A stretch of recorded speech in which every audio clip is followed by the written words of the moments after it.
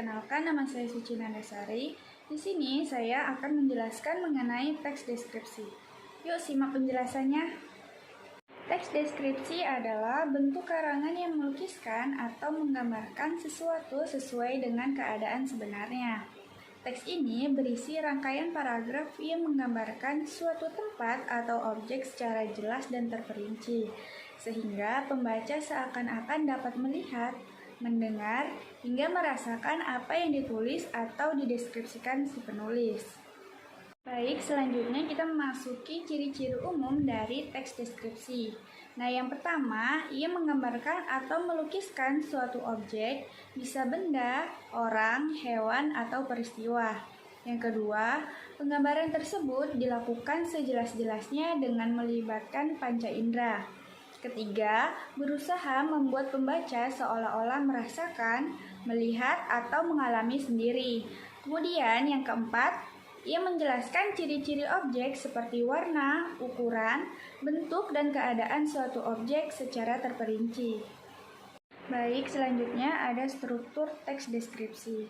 Nah, yang pertama ada judul, lalu yang menggambarkan isi teks, dan yang kedua identitas atau gambaran umum, yaitu berisi nama objek yang dideskripsikan, lokasi, sejarah lahirnya, makna nama, atau pernyataan umum lainnya tentang objek.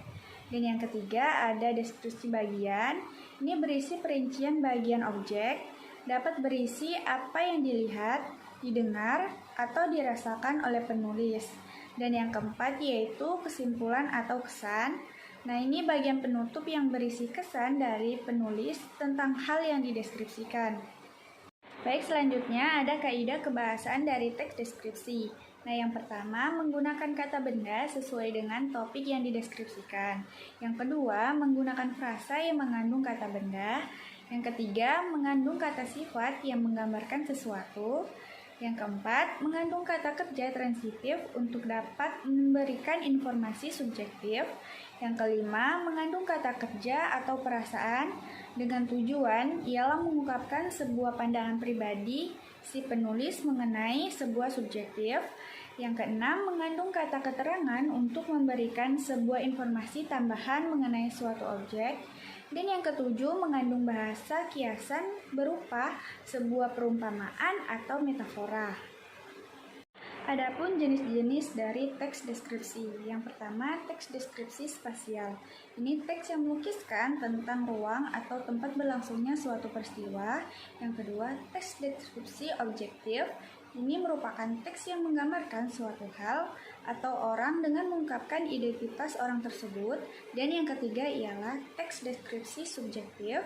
Ini merupakan teks yang menggambarkan objek seperti penaksiran atau kesan perasaan penulis atau tafsiran penulis.